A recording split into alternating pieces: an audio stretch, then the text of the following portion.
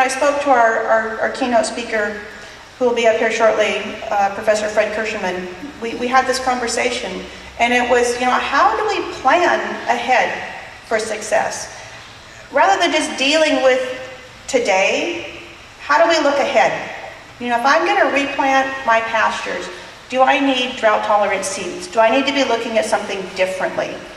With a farm that sits on the Snohomish River with 4 100-year floods in a 10-year period, and it had only ever had one prior to that. We know things are changing, but how do we plan for farming, looking ahead? Rather than just deal with the issues today, how do we plan for success? And with this comes opportunities.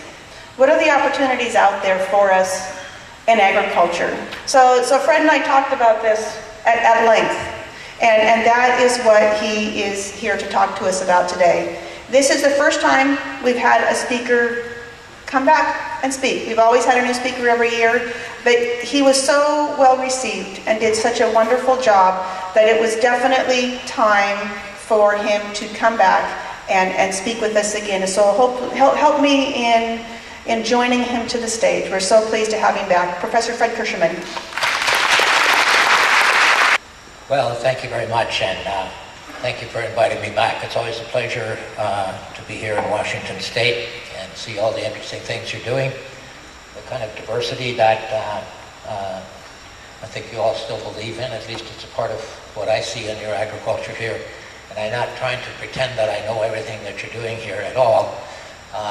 And that's not my job this afternoon anyway. I've been asked to do some of the big picture things that we're looking at that all of us are going to have to face as we look into the future. And I want to make a couple of things clear at the outset, and that, usually when anybody's asked to talk about the future, it's like, we want them to predict the future. And I want you to know right offhand, I'm not doing that. And the primary reason I'm not doing it is because as a human species, we simply don't have a good record of predicting the future, so I don't want to go down that path. But we do have some evidence that we do have, at least sometimes we've had some people in our societies, in our civilizations, that have had a pretty good record of being able to anticipate the future that's coming at them and getting a head start preparing for it.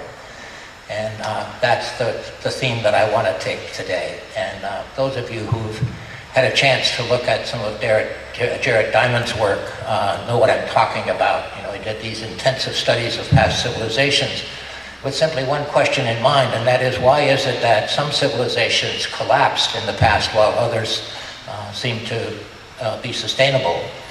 And after this intensive study of these past civilizations, he came to a rather simple conclusion, and that is that those civilizations that anticipated changes coming at them, got a head start preparing for them, and recognized the value of their ecological capital, those were the ones that tended to thrive. The ones that failed in that exercise were the ones that tended to collapse. And when I first read his work, I thought, there's an important lesson for all of us in this. Because one of the things that's pretty clear is that we're going to see some significant changes coming at us in the decades ahead. And so it's probably in all of our interest to get a head start preparing for those changes. And so that, and in our case now, it's not going to be a civilization that collapses. It's the human species on the planet. So we've all got a stake in this. The other thing that I think is important as we go down this path is to be aware that whenever you come into a situation where you have these kinds of changes, then there's always a danger that you're going to have, I don't know whether the right word is political or whether it's simply deceptive practice on the part of people who have a stake in the current system. And so we have to be aware of that and not buy into that. And probably one of the most important of those kinds of deceptions that we all see in the popular media these days is this statement: how are we going to feed 9 billion people by the year 2050? And of course, the implication in that question is, how are we going to produce more food to feed these 9 billion people, and we somehow have a moral obligation to do that?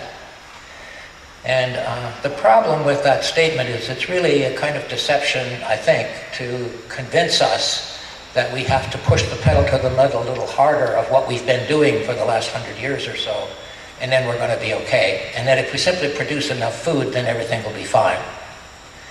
And of course, a number of people now have pointed out that there are some serious problems with that kind of perception. And one of them, of course, is that we're currently producing enough food to feed 10 billion people, and yet at the same time we have almost 1 billion that are chronically hungry. So the problem at this point is not a lack of production, it's a problem of poverty, it's a problem of entitlement. It's one of those things that Wendell Berry wrote about back in 1977, that when we have problems, we always have to try to solve for pattern, because problems are never single item events. They're always a pattern of issues. And so if you're going to really solve the problem, you have to solve for pattern. And so this is not to say that we don't have to face the fact that we may have more humans on the planet in the future, but that's another kind of problem that we have to address. Having more humans on the planet isn't just a matter of coming up with enough food to feed them. It gets down to a matter of carrying capacity. And so how many humans can we have on the planet that are still going to fit into the health of the whole biotic community? And I'm going to mention Aldo Leopold a couple of times this afternoon, because he happens to be one of my heroes, and had these great insights of wisdom in so many issues. And in one of his essays, he talks about the fact that based on his observation of natural systems over the last 20 years, as he put it, we now know that nature always abhors the density of any species, he said.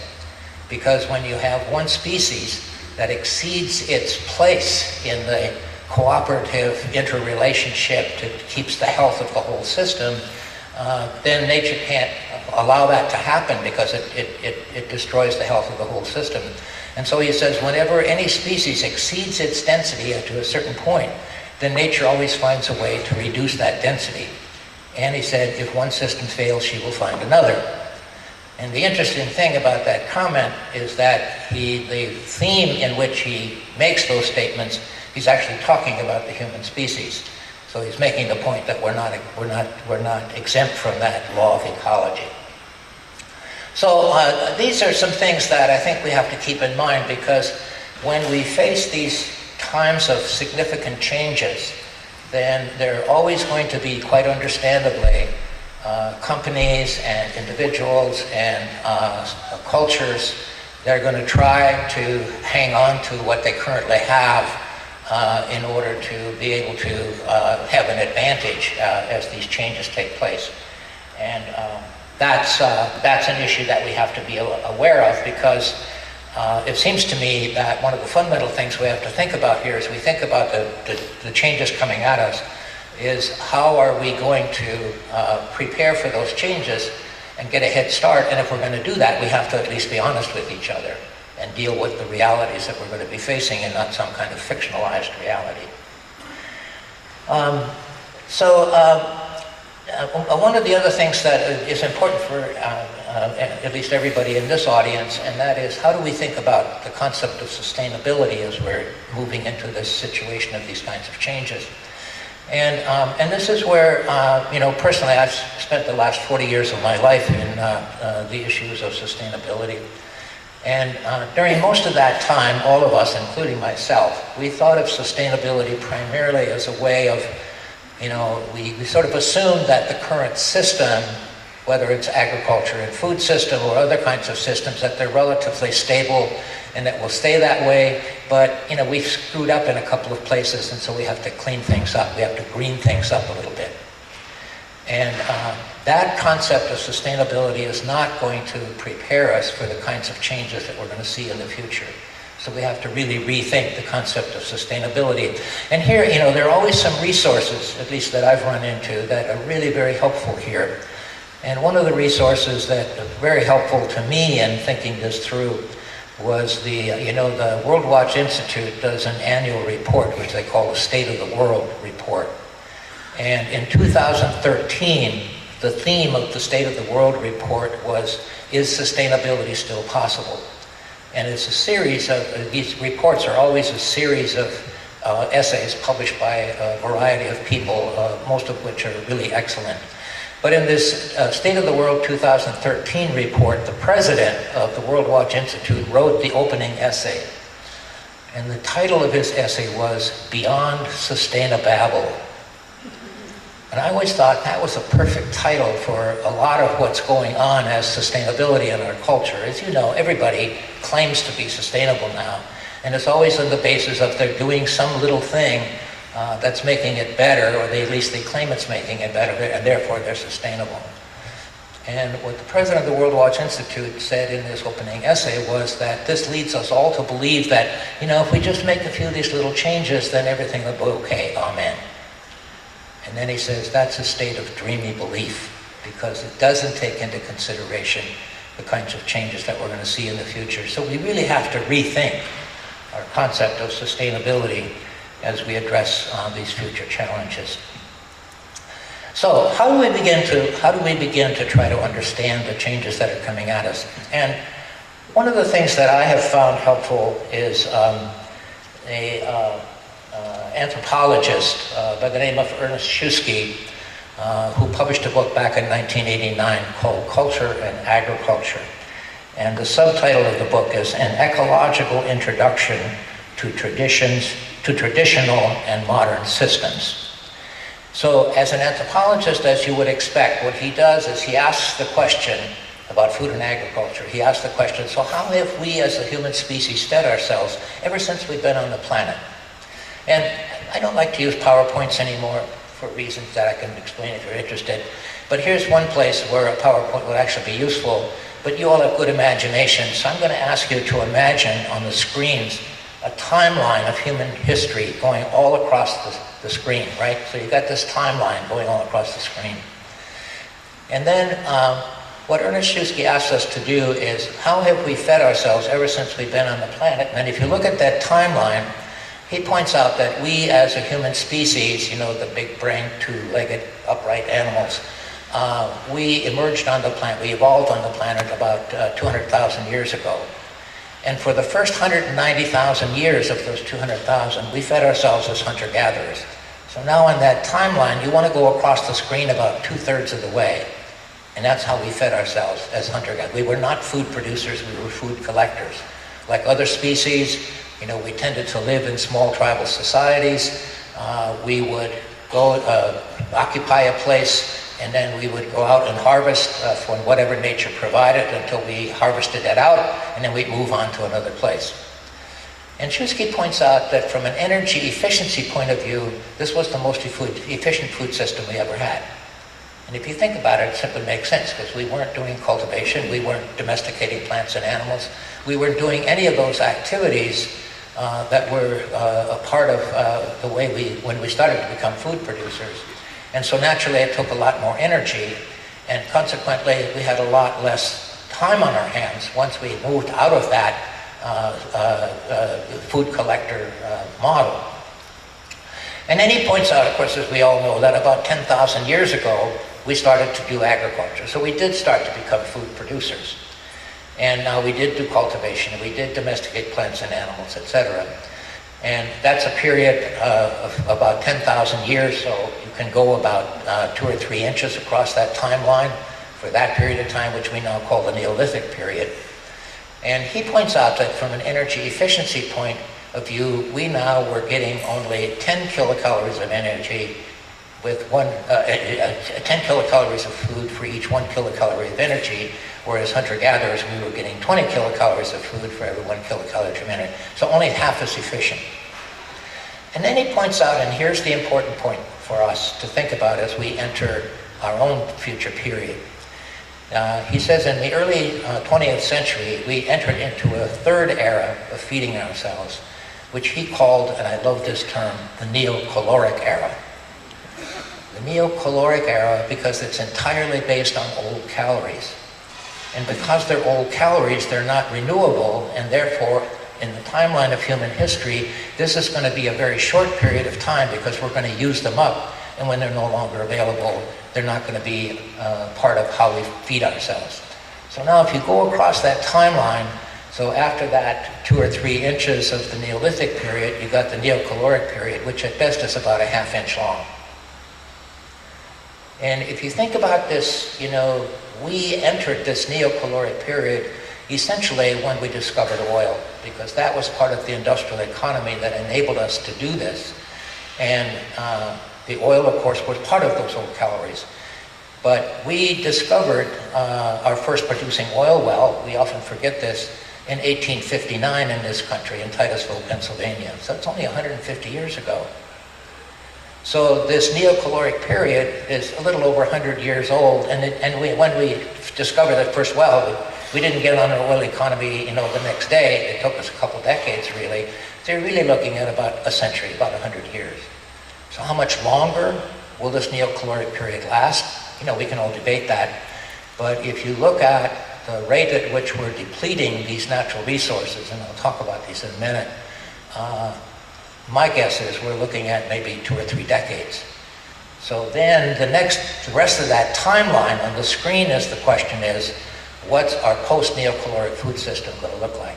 How do we design a food system that feeds a human population and not only feeds us, but feeds us with the kind of food that sustains us, keeps us healthy, and all those other things that we all want? How are we going to do that without all those old calories? That's the fundamental question. And so if we think about sustainability now, we have to think about sustainability in terms of how do we design a food system that can be sustainable under these new circumstances. So what are these old calories? Well, of course, they are fossil fuels. That's one of the old calories. These are not renewable. We're using them up at a rapid rate. And I know with hydraulic fracking now, some people are saying we're now going to become energy independent. Well, again, that's part of those fallacious kinds of comments that we all want to pay attention to and not buy into. Because even with the additional oil that we're producing now, and even if you ignore all of the potential damage, environmental damage, social damage, etc., and I'm originally from North Dakota, so I have some direct experience up there in the northwestern part of the state and what's happening up there, and there really are some potential serious consequences from this. But even if you ignore that, there's still going to come a time, probably in the next 2 decades, when we are not going to have any more oil or other fossil fuels to extract. And then, of course, there's another problem with the carbon that we put in the environment, and I'll get to that in a second. But nevertheless, so the end of oil is definitely coming in our future. It's one of those old calories.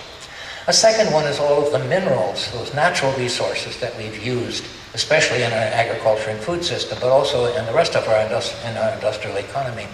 And again, there are 2 great books available now that you can look at if you want to really get a handle on this. And one is a book which came out last year by Ugo Bardi, who is a scientist that published a book called Extracted. And that book, that publication has now become one of the Club of Rome reports because they see this as an important issue. And Ugo Bardi really looks at all of these different kinds of minerals, and it's not just rock phosphate and potash that farmers use. It's iron ore, it's copper that we use for our mechanization. It's all of it. It's a whole list of these minerals that we're using up at such a rapid rate that, again, those old calories will be gone sometime in the next few decades. And then Michael Clare, who also wrote a book a couple of years ago called The Race for What's Left. And he also identifies all of these kinds of natural resources that we're using up. And then he anticipates that what we could very well do in our future is go into a series of resource wars to grab those last ones that are less, the race for what's left. And if you look at some of the global disruptions that are taking place right now, you could see where some of that's already happening. The Ukraine and Russia is pretty clear from at least people that I've read. I mean, Ukraine has some of the best farmland in the world, and so naturally there's a race to keep that and what's left. And then there's the issue of water. Our modern agriculture system has been enormously consumptive of water. And water, in some sense, of course, is renewable, but there's also a lot of water that's not, that those old calories, that's the water in the aquifers. And we've been drawing down our freshwater resources all across the planet, and 70% of our freshwater resources now are used just for agricultural irrigation. And the reason we need so much irrigation is because in this neocaloric era, we have not paid any attention to the biological health of soils because we've got all of these cheap inputs that we put in that we use for that. And then as a result, our soils are now so degraded that most of the soils in our industrial world only absorb a ½ inch of rainwater an hour before it starts to run off. And so then when you've got a dry period, then you got to come in with irrigation and irrigate. And so just one example in this, and that's the Ogallala Aquifer, which of course provides the irrigation water for the whole heartland in the center part of the United States, all the way from southern South Dakota to Texas. And as we know, we've already drawn down the Ogallala Aquifer by half since 1960. But 2 studies were done just in the last 2 years. The last one here just a few months ago at the Kansas State University. And both studies have indicated that at the rate that we're drawing the water out of the Ogallala Aquifer now, part of that for the additional water for our ethanol and all of these other resources. But if we continue to draw it down at the rate we're drawing it down now, there will only be irrigation water in the aquifer for another 20 years. So the question we all have to ask ourselves as we're depleting these natural resources, these old calories, and when they aren't there anymore, how are we going to feed ourselves? What kind of agriculture system are we going to design? And that, I think, is a key issue that we have to address. Now, there's a couple of other things we have to add to the list, and we could go on for the rest of the afternoon on this list, but let me just point out a couple that are critical. One of the other things we have to add to the list is the effects of climate change. And no one who is paying attention any longer is believing that climate change isn't real. And the last report, which came out from the International Panel of Climate Change just a couple of months ago, have pointed out that about a third of their report is actually focused this time on food systems, because they're pointing out that climate change is already having the impact of food systems, not something in the future anymore. But when you think about the kinds of things, and again, none of us can, and even climatologists can't predict exactly how climate change is going to play out in any particular bioregion. But it's going to have an impact, and overall on the planet there are going to be more floods, more droughts, more unstable weather, more severe weather events. And every farmer in this room certainly understands that the weather is one of the key issues that makes it possible to grow food on any kind of sustainable basis. So climate change has to be on the table as we think about how we're going to design a food system of the future. And there are some hopeful things to think about in this. And just here a couple of weeks ago, James Hansen, who is one of our key climatologists from the United States, he's actually originally from Iowa. And he's been one of the lead thinkers and lead scientists in this. And he now has issued a statement that will go to the Supreme Court. And the question which he raises is that whether by the failure to ensure that carbon emissions are reduced, our federal government is in violation of its fundamental constitutional public trust obligation to provide for the general welfare and secure the blessings of liberty to ourselves and our posterity. So this is a constitutional issue now, he is saying, and he's going to present this into the political system and to go to the Supreme Court.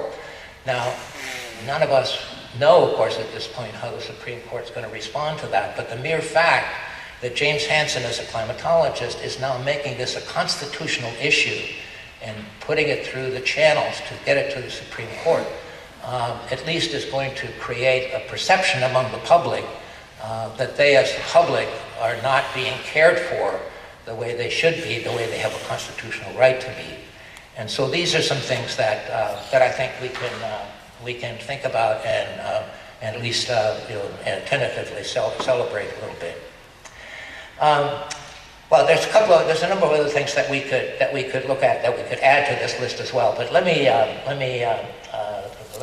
stop there with that, because we're not going to get this new design of the food system that we want if we only look at the bad news. We need to face up to that. We need to be aware of that. But we also need to look at how we can begin to address this. And here is where I think we are very fortunate, first of all, that we have some wisdom from the past that can really help us as we think about what are the fundamentals for redesigning a food system for the future.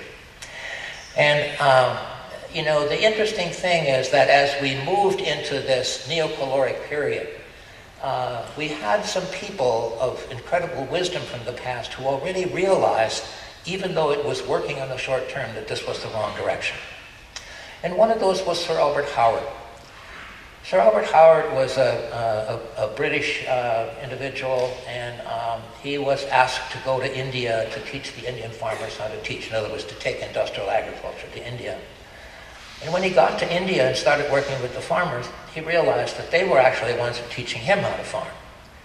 That this direction that Justus von Liebig was suggesting that we go into now, based on his research that he did back and published his paper back in 1840, in which he said, we don't have to do this laborious process of manuring our soils. All we got to do is put these synthetic inputs, the nitrogen, the phosphorus, and the potash, and potassium into the soil, and then we can produce as much food as we want. Well, based on his experience in India and working with farmers and trying to figure out how they can actually be sustainable farmers, Sir Albert Howard realized that was the wrong direction. And in fact, he referred at one point to what he called the NPK mentality as a form of banditry, because it was going to steal biologically healthy soil from future generations.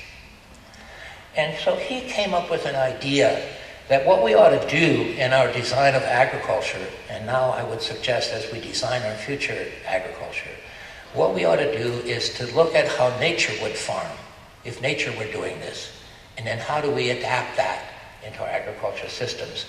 And in his first book, An Agriculture Testament, he summarizes what farming in nature's image would look like in a short paragraph on page 4. And I've always appreciated the wisdom of this statement. Here's how he put it. He says, "The main characteristics of nature farming can therefore be summed up in a few words. Mother Earth never attempts to farm without livestock." So if you have farming systems which the livestock are somehow separate, from the cropping system, then you're not farming in nature's image, and that's an error. Mother Earth never, she also raises mixed crops, no monocultures in nature. Great pains are taken to preserve the soil and prevent erosion. Mother Nature doesn't have great soil erosion. She takes great care in that. Great pains are taken, the mixed vegetables and animal wastes are converted into humus. There is no waste in nature. Everything in nature ultimately gets recycled back in to restore the biological health of soil, to maintain the health of the system, and that's how the system works, and that's what we should think about in terms of farming. The processes of growth and the process of decay balance one another.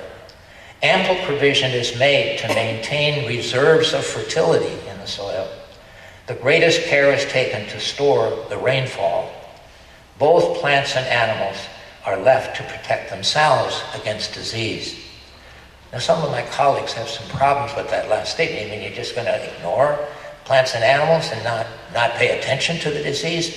Well, that's really not what what Sir Robert Howard is saying. What he's saying is if you farm in nature's image, nature doesn't go out with needles, to put antibiotics into animals to keep them from getting ill. It's that you have a system which builds their natural immunities, both for plants and animals. So they're largely self-regulating and self-renewing, and their health system is basically a self-renewing system. Now, there's one piece that I think somebody like Wes Jackson would say that Sir Robert Howard missed in this, and that is that nature doesn't grow annuals, it grows perennials. And that may be another one that we want to add in. But so here we have, this is now what Sir Robert Howard articulated already back in 1940 was a system that was essentially self-regulating and self-renewing like nature functions. And we already know how to create farming systems that operate that way. Now, we've lost a lot of the practical methods of how you do that, but we have some examples out there even today where that's largely the system. And I'm not just talking about organic farmers. I mean, the really original systems of organic that were envisioned by people like Sir Robert Howard were largely in that direction. For some of our organic farming now, as many of you know, we're simply using natural inputs instead of synthetic inputs. And so in terms of self-regulating, self-renewing systems, that's probably not going to get us where we need to go. We really have to think about that self-regulating, self-renewing concept. Another person whose wisdom from the past is, some of you are going to be a little surprised at calling attention to him, but and there's some reasons why people have considered him a little bit crazy, but that's Rudolf Steiner, who was kind of the father of the biodynamic agriculture movement. But the important thing about Sir Robert Howard is that he also understood, about Rudolf Steiner, is that he also understood, like Sir Robert Howard, that you couldn't have a farming system that was going to be, quote, sustainable if you always had to be dependent on these old calories that you had to put in. And so he suggested that what we should do, that every farm should operate like an organism. Well, organisms, develop their own capacity for self-renewing and self-regulating, right? And that's what he was, and so he said, anytime you have to bring a resource into your farm from outside the farm, it's an indication of a sick farm. Just like when you have to use medicine to treat yourself, it's an indication of a sick organism, of a sick person. And then the other thing that he said that I think is so important is that we have to constantly pay attention to the inner workings of nature. In other words, he already understood back then that nature was not a fixed, static system. It was a constantly evolving, emergent system. And so if you were going to be a successful farmer, you had to constantly pay attention to the inner workings of nature and then adapt to what nature was doing if your farm was going to be successful operating as an organism. And then we had some others, Lady Balfour, J.I. Rodale, who also made some important contributions as this wisdom from the past that I think we can rely on now or go back to and bring that wisdom into our thinking as we think about how we're going to design our food systems of the future. But then there were a couple of others that I want to mention who also understood that we had to make some changes internally in ourselves. And one of those was Liberty Hyde Bailey, who was the first dean of the College of Agriculture at Cornell University. And among the many books that he published, one of them was he called The Holy Earth.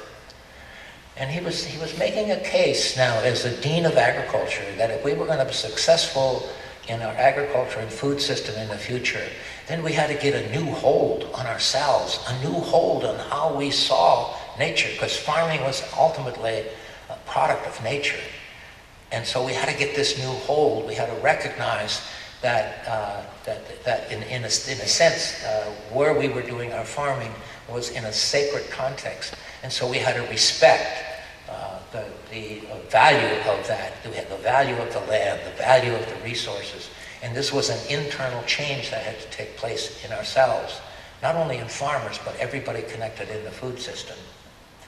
And then ultimately, one of the other people who had this kind of vision was Sir Albert Howard, was Aldo Leopold.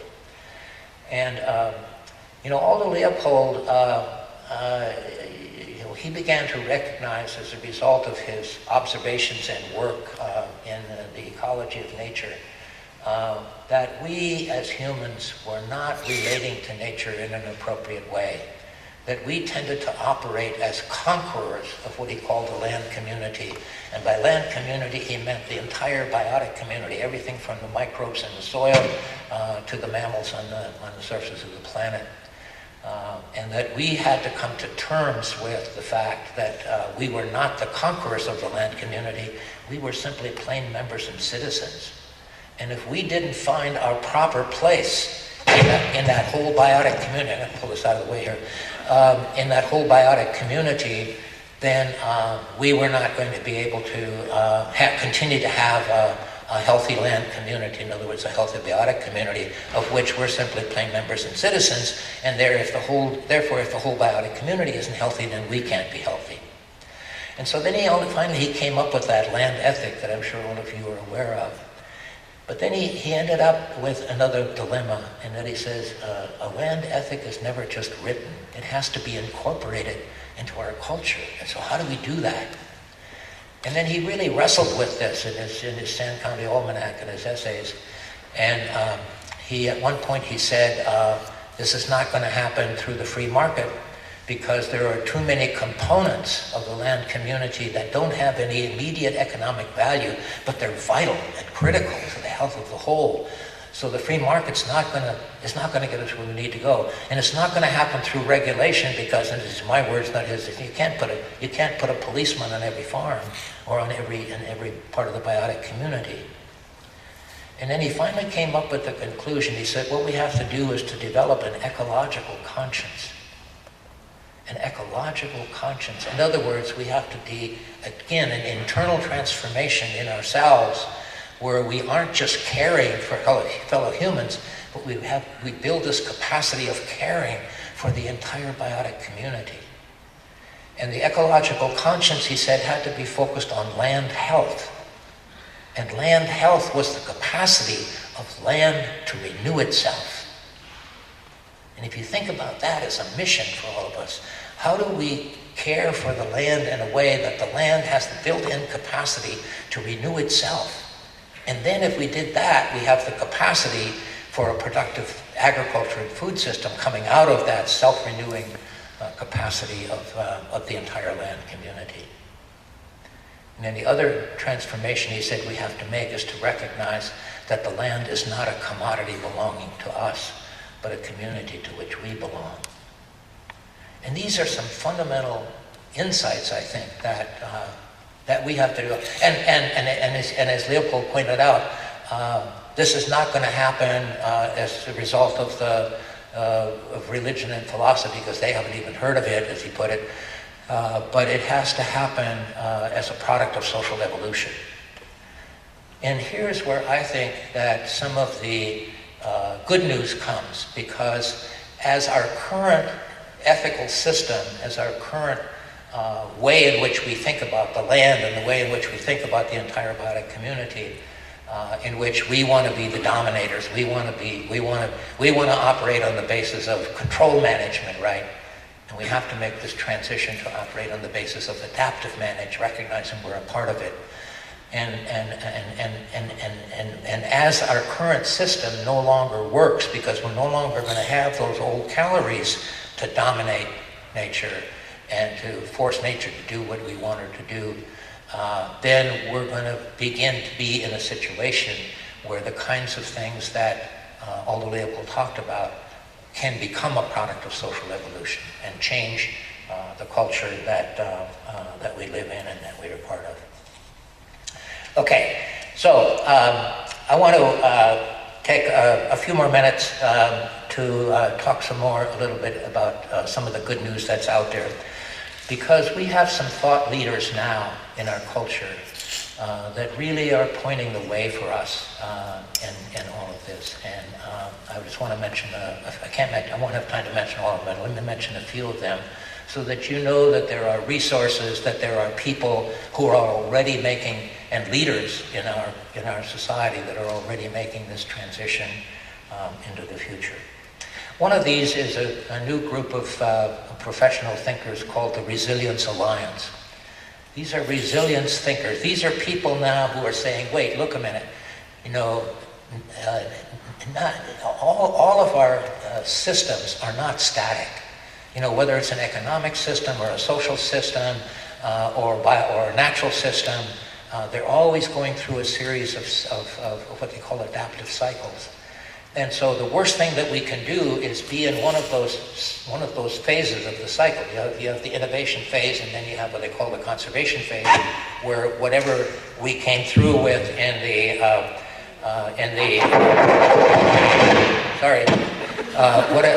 whatever we came through through that innovation. And if you think about the whole industrial economy, it's a perfect example of that.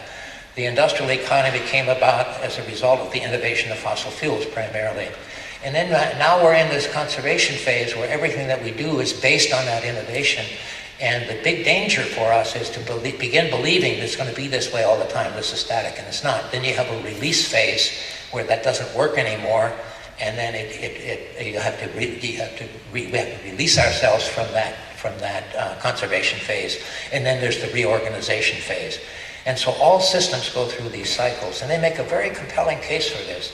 And if you're interested, I mean, there are Walker and Salt, who are two of the leaders of that group of professionals, and they've written 2 books now. One's called Resilience Thinking, which was published, I think, back in 1995, where they give a very simple, readable explanation of how resilience systems work. And then a second volume, which they call Resilience Practice, and how do we actually begin to practice these kinds of things. But there's a number of other essays, and all you got to do is Google Resilience Alliance, and almost all the things they've written come up, and you can download them for free. Some really good information to give us a way of thinking as we move into our new future food systems. And then the Ecological Economics Group, another professional society that was initially started by Herman Daly and now has a whole group of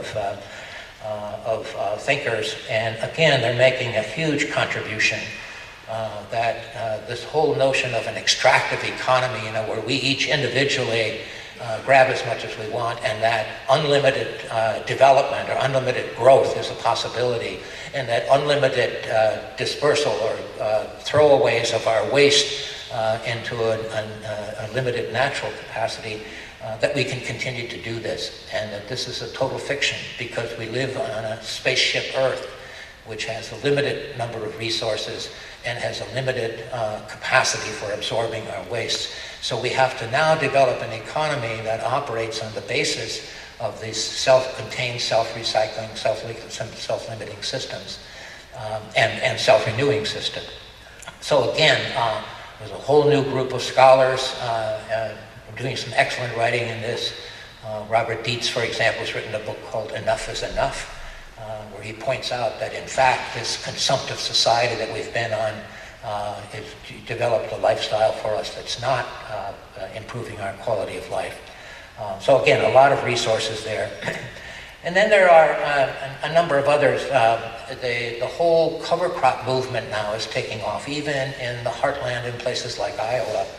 And the Natural Resources Conservation Service staffs are becoming big promoters of this now, working with farmers. Ray Archuleta, who's one of the leaders in this, is an evangelist around cover crops. But they're all doing excellent work of how farming systems can be dramatically improved simply by adding a mixture of cover crops, like into a typical corn-soybean rotation. And some of the evidence now indicates that when farmers have incorporated these cover crops for a period of 6 to 7 years, they can reduce their fertilizer and pesticide input by 70%, still maintain their yields, and the quality of their soil improves to a point where instead of only absorbing a ½ inch of rainwater an hour, it now absorbs 8 inches of rainwater an hour. And I can tell you that as farmers are beginning to see and experience this practical benefit, these practical benefits, which are both economic benefits and ecological benefits, even some of the large monoculture farmers in Iowa now are starting to plant cover crops. And cover crops aren't just for grain crops. There are now people who are using cover crops in their gardens. So here again is a biological, self-regulating and self-renewing system that actually works. And I think that's going to be part of, the kind of direction that we're moving in.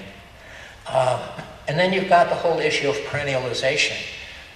When you, and again, the Land Institute has demonstrated this, when you have a perennial plant, like the perennial wheat that they're developing now called Carenza, you have a root system that goes down 18 feet into the ground and a density of about 15 inches in diameter.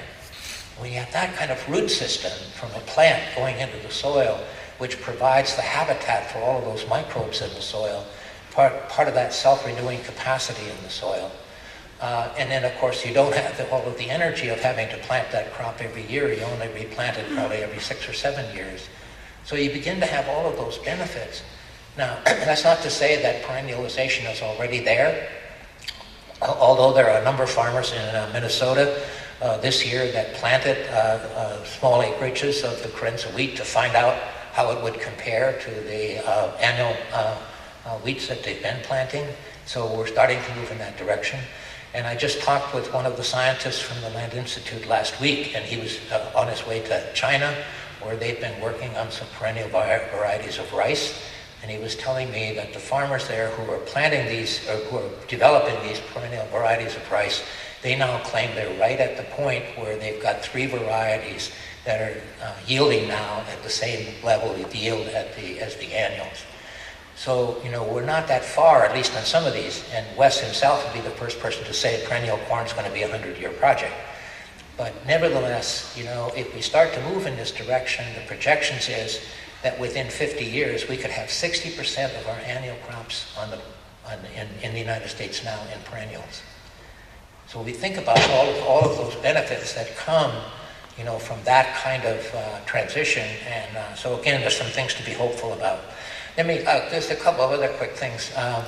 Matt Liebman, who's a wheat ecologist at Iowa State University, has done 10 years of research now looking at what happens if you simply slightly increase the diversity of your crop rotation. And, here's the thing. Farmers and anybody else in the industrial economy, they're driven to operate under a single paradigm, and that is maximum efficient production for short-term economic return. And whether you're manufacturing automobiles like Henry Ford did, you got to specialize, you simplify your management, you go for economies of scale, and that's what farmers are told they have to do now. Maximum efficient production for short-term economic return. Well, if you do that, of course, you're going to specialize, you're going to simplify your management, you're going to go for economies of scale, and that's why 92% of Iowa's cultivated land now isn't just 2 crops, corn and soybeans. But of course, you don't have other benefits that come from those kinds of diversity. So Matt Liebman's done some simple research. He's got at the Marston Research Farm at Iowa State University. He has one plot, which if I remember right is 2 acres, where he's doing just corn and beans with the synthetic inputs like what most farmers are doing. And then he's got a second plot where he plants corn and beans and then a small grain and red clover. So he has that green manure cover crop and the red clover. And then he applies a modest amount of livestock manure. So again, part of that, no waste kind of concept. And then he has a third plot, also 2 acres, where he plants corn and beans, and then a small grain, and then alfalfa, and then a second year of alfalfa. So it's a 4-crop rotation. And what he's now demonstrated without question, and then also a modest amount of livestock manure in that second year of alfalfa. And what he's now demonstrated after 10 years of on-farm research, he's demonstrated that if you go to that 3-crop or 4-crop rotation, you can reduce your fertilizer and pesticide inputs by almost 90%, still maintain your yields, and your return on land and labor in the 3-crop and 4-crop rotation is actually slightly higher than the return on land and labor in the 2-crop rotation. And so, some would say, well, let's take this information to the farmers. Why wouldn't every farmer want to do that? We got all of those benefits. And then you run into the problem. When you take this information to a farmer, what's the farmer going to tell you? What the hell am I going to do with the small grain and the alfalfa? I can't take it to a local elevator and sell it. And of course they're right, because our whole market infrastructure has now become so specialized that most of the elevators in Iowa only handle corn and beans. They don't handle small grains. They certainly don't buy alfalfa. Now, for Mac to do this on, 4 acres, sell the alfalfa and the small grain, that's one thing. For a farmer who's farming 5,000 acres, that's a big challenge. So here's where part of the message I want to leave with all of us this afternoon is that if we're going to address this problem, if we're going to do that post-neocaloric redesigned system now, we can't just ask the farmers to make changes. We have to do this together. We have to change the structure of the food system. We have to diversify the food that we eat. It would be good if we did what Dan Barber, my friend who's a chef, who's now come up with a concept of working with farmers who are producing the food that he wants from healthy soil. And when he began to visit these farmers, and he realized that in order to get that emmer wheat, for example, which was this incredible variety of emmer wheat, which enabled him to serve these wonderful, tasty breads in his restaurant. And then when he went to visit the farmer who was producing this emmer, he realized the farmers had to do some cover crops from which he got no income. He also had to produce some other crops in the rotation, for which there was no market in the food market, so he had to sell them as animal feed, so he got very little income for them. And suddenly Dan realized that what he was doing was cherry picking from his farm, just like you would when you go to a supermarket. And this was not the way to have a sustainable food system. So he came up with this concept of eating from the whole farm. And his book, The Third Plate, is all about that. And so what he did in working with Klaus Martens, for example, who was producing this emmer wheat for him, he figured out how to use some of the leaves from the cover crops in the salad in his restaurant for an excellent salad. And he figured out some ways to have items on the menu in which he could use some barley and some millet and other crops. And so it's eating from the whole farm. And that's the next step from the farm to table concept. So all of us to eat from the whole farm. And it gets back to, again, some of the wisdom of Wendell Berry, who once said that the way we eat to a large extent determines the kind of world we live in. So this is something that all of us have to become involved in and engaged in. Well, there are a lot of other thought leaders that are providing us with this kind of information, and I've already promised Ellen that I will send her a reading list that I've put together, which includes some of these things. So my whole point here is that there's a lot of people who are now engaged either as thought leaders, as beginners in research, etc., who are beginning to move in the kind of direction that we need to move in to achieve that goal of having a sustainable food system in the post-neocaloric era. And I invite all of us to become a part of